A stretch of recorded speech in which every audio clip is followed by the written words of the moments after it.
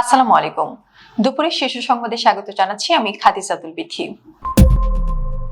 বেকারত্ব দূর করতে শিক্ষা ব্যবস্থায় আমূল পরিবর্তনের ঘোষণা প্রধানমন্ত্রীর।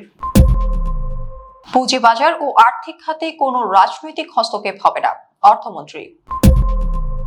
সিন্ডিকেট ও চাঁদাবাজদের কারণে বাজার অস্থির, জামাত আমির। রাজনীতি নয়, শিক্ষকদের পরিচয় হোক কেবলই শিক্ষক, মাউসি মহাপরিচালক। 100 টাকার বেশি ময়লার বিল নিলেই লাইসেন্স বাতিল। সিটি প্রশাসকের প্রতিশ্রুতিতে উঠল রংপুর শ্রমিকদের মহাসড়ক অবরোধ। বাবার লাশ বাড়িতে রেখে পরীক্ষার হলে ছেলে। আলেম পরীক্ষার কেন্দ্র নিয়ে মাদ্রাসা বোর্ডের নতুন নির্দেশনা। আলোচনায় ট্রাম্প নামের কোরবানির পশু। দিনাজপুরে বাবা ও সৎ ভাইকে হত্যা করে 2 ঘাতক পলাতক। মার্কিন সংবাদ মাধ্যমের প্রতিবেদন, ইরানি যুদ্ধ বিমানগুলোকে আশ্রয় দিয়েছিল পাকিস্তান। ইরানে ফের হামলার কথা জোরালোভাবে ভাবছেন ট্রাম্প। ইরান ঘনিষ্ঠ 12 ব্যক্তি ও প্রতিষ্ঠানের উপর যুক্তরাজ্যের নিষেধাজ্ঞা। শুনছিলেন শিরোনাম, এবারে বিস্তারিত।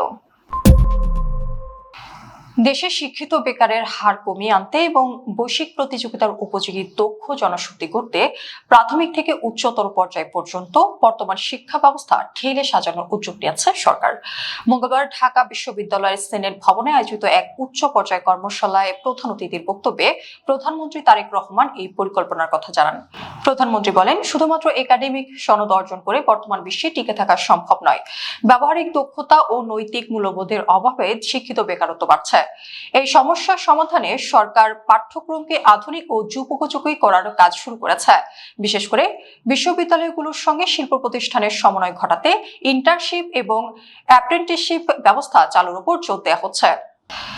দেশের পুঁজিবাজার ও আর্থিক খাতকে আরো শক্তিশালী করতে সরকার নিরলসভাবে কাজ করছে বলে জানিয়েছেন অর্থমন্ত্রী আমির খসরু মাহমুদ চৌধুরী। মঙ্গলবার রাজধানীর একটি হোটেলে বাংলাদেশ স্টার্টআপ ইনভেস্টমেন্ট কোম্পানি উদ্বোধনী ফান্ড ঘোষণা অনুষ্ঠানে তিনি এই কথা বলেন।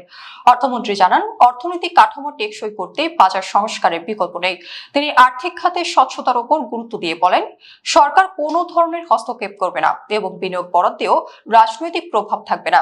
বিদেশি বিনিয়োগকারীদের বাড়তি আগ্রহের কথা উল্লেখ করে তিনি বলেন, বাংলাদেশের বিনিয়োগ বাজার এখন আন্তর্জাতিক মহলের নজরে রয়েছে। শেয়ার বাজার সহ আর্থিক নিয়ন্ত্রক সংস্থাগুলোতে পেশাদারিত্ব বজায় রাখলে বিদেশি বিনিয়োগ আরো বাড়বে বলে আশা প্রকাশ করেন তিনি। মধ্যস্বত্বভোগী ও চাঁদাবাজদের প্রভাবে দেশের বাজার ব্যবস্থা অস্থির হয়ে উঠছে বলে মন্তব্য করেছেন বিরোধী দলীয় নেতা ও জামায়াতের আমির ডক্টর শফিকুর রহমান। তিনি অভিযোগ করেন, সিন্ডিকেটের মাধ্যমে পরিকল্পিতভাবে দ্রব্যমূল্য বাড়ানো হচ্ছে, যার চাপে ভোগান্তিতে পড়ছে সাধারণ মানুষ। মঙ্গলবার ভোরে রাজধানীর মিরপুর শাহ আলী পাইকারি বাজার পরিদর্শন শেষে সাংবাদিকদের সঙ্গে আলাপকালে তিনি এসব কথা বলেন।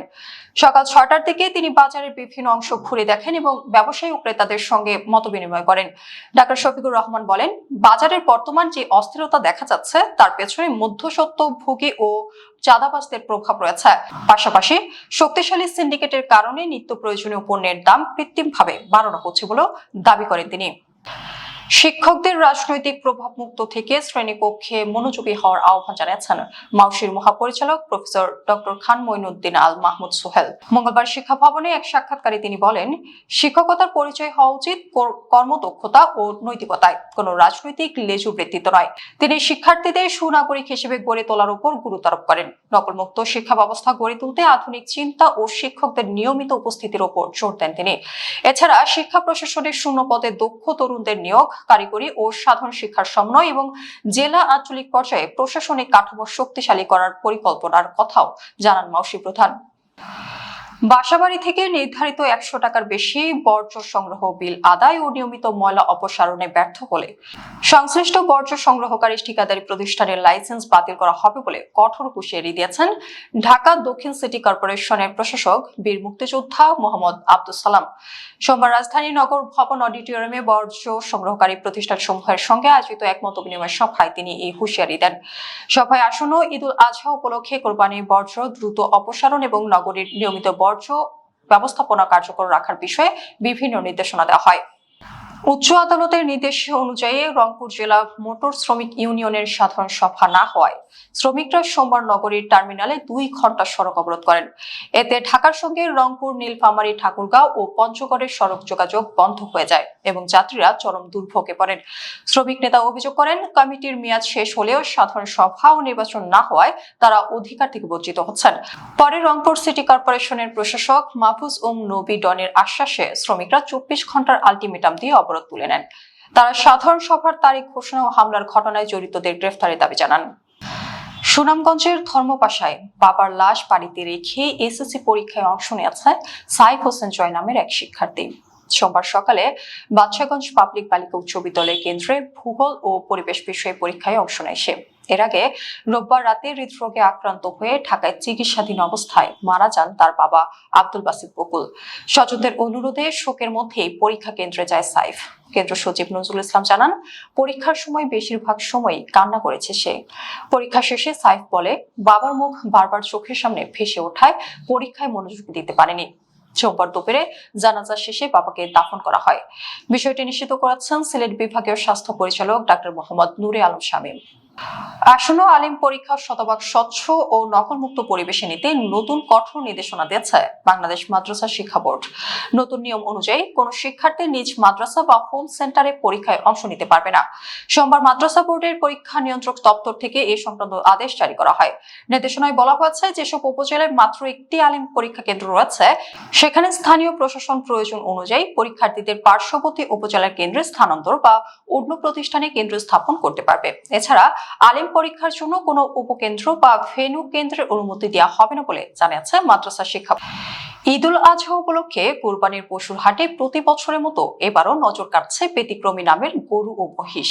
এর মধ্যে নারায়ণগঞ্জের একটি খামারের বিশাল আকৃতির মহিষ ডোনাল্ড ট্রাম্প নাম নিয়ে সামাজিক যোগাযোগ মাধ্যমে ব্যাপক আলোচনা এসেছে। নারায়ণগঞ্জ শহরের পাইকপাড়ায় অবস্থিত রাবেয়া এগ্রো ফার্মে থাকা এই মহিষটির ওজন 700 কেজিরও বেশি বলে জানিয়েছে খামার মালিক জিয়াউদ্দিন মৃধা। খামার সূত্রে জানা গেছে, মহিষটি অ্যালফিনো জাতের। এর শরীরে সাদা গোলাপি আভাযুক্ত রং এবং সামনের দিকে চুলের বিশেষ গঠন দেখে মজা করে এর নাম রাখা হয়েছে ডোনাল্ড ট্রাম্প। দিনাজপুরের চিরির বন্দরে জমি সংক্রান্ত বিরোধের জেরে বাবা ও সৎ ভাইকে হত্যার ঘটনা ঘটেছে। এই ঘটনায় 2 ভাই সাকিব ও সাদিকুল পলাতক। নিহতরা হলেন শহীদুল ইসলাম দুলু ও তার ছেলে কাপিল। মঙ্গলবার সকাল 6টার সময় চিরির বন্দর উপজেলার ফতেজংপুর ইউনিয়নের মন্ডলপাড়ায় এই ঘটনা ঘটে। নিহত কাবিল শহীদুল ইসলামের প্রথম স্ত্রীর ছেলে ও পলাতক সাকিব ও সাদিকুল দ্বিতীয় স্ত্রীর ছেলে।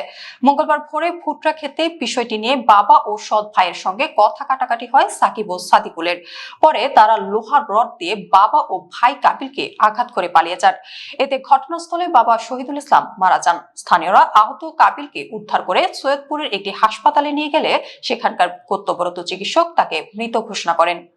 তেহরান ও ওয়াশিংটনের মধ্যে কূটনৈতিক মধ্যস্থতাকারী হিসেবে নিজেকে উপস্থাপন করার পাশাপাশি পাকিস্তান নীরবে ইরানের সামরিক ও যুদ্ধ বিমানগুলোকে নিজেদের বিমান ঘাঁটিতে অবস্থানের অনুমতি দিয়েছিল।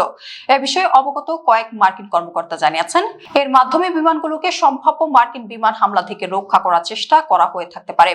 একই সময় ইরান কিছু বেসামরিক বিমান প্রতিবেশী আফগানিস্তানেও পাঠিয়ে রেখেছিল। ওই ফ্লাইটগুলোর মধ্যে সামরিক বিমান ছিল কিনা তা স্পষ্ট নয়। মার্কিন সংবাদ মাধ্যম সিবিএস নিউজকে এমনটাই জানিয়েছে 2 মার্কিন কর্মকর্তা।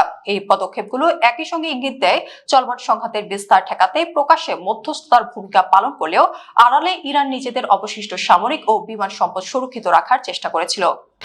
ইরানের সঙ্গে চলমান যুদ্ধবিরতি আলোচনা কার্যত স্থবির হয়ে পড়ায় দেশটির বিরুদ্ধে নতুন করে সামরিক পদক্ষেপ নেওয়ার বিষয়ে জোরালোভাবে ভাবছেন মার্কিন প্রেসিডেন্ট ডোনাল্ড ট্রাম্প। আন্তর্জাতিক সংবাদ মাধ্যম সিএনএন এর এক প্রতিবেদনে এই তথ্য উঠে এসেছে। মঙ্গলবার প্রকাশিত ওই প্রতিবেদনে একাধিক সূত্র জানিয়েছে, গত কয়েক সপ্তাহের তুলনায় বর্তমানে ট্রাম্প ইরানের উপর সম্ভাব্য হামলার বিষয়ে অনেক বেশি কঠোর অবস্থানে রয়েছে। বিশেষ করে আলোচনায় অগ্রগতি না হওয়ায় তিনি ক্রমেই অসন্তুষ্ট হয়ে উঠছেন। ইরানের সঙ্গে সংশ্লিষ্ট 12 জন ব্যক্তি ও প্রতিষ্ঠানের বিরুদ্ধে নতুন করে কঠোর নিষেধাজ্ঞা জারি করেছে যুক্তরাজ্য। সোমবার ব্রিটিশ পররাষ্ট্র দপ্তর এই সংক্রান্ত একটি আনুষ্ঠানিক ঘোষণা প্রকাশ করে। রয়টার্সের এক প্রতিবেদনে বলা হয়েছে, অভিযুক্ত ব্যক্তি ও প্রতিষ্ঠানগুলো বিভিন্ন দেশে নাশকতামূলক কার্যক্রম ও অস্থিতিশীলতা তৈরির সঙ্গে জড়িত বলে অভিযোগ করছে লন্ডন। বৈশ্বিক নিরাপত্তা ও স্থিতিশীলতা বজায় রাখতে এই পদক্ষেপ নেওয়া হয়েছে বলে দাবি ব্রিটিশ সরকারের। বিজ্ঞপ্তিতে জানানো হয়, নিষেধাজ্ঞার আওতায় থাকা ব্যক্তি ও প্রতিষ্ঠানের বিরুদ্ধে একাধিক কঠোর ব্যবস্থা কার্যকর করা হয়েছে। আমাদের পরবর্তী রাতের সংবাদ দেখার আমন্ত্রণ জানিয়ে এখনকার মতো বিদায় নিচ্ছি। দর্শক, ভিডিওটি শেষ পর্যন্ত দেখার জন্য আপনাকে অসংখ্য ধন্যবাদ। নিত্য নতুন সংবাদ পেতে আমাদের ইউটিউব চ্যানেল সাবস্ক্রাইব করুন ও নিয়মিত নোটিফিকেশন পেতে বেল বাটনে ক্লিক করুন এবং আমাদের ফেসবুক পেজটি লাইক করুন। এছাড়াও আমাদের ভিডিওতে লাইক দিয়ে শেয়ার করুন। আল্লাহ হাফেজ।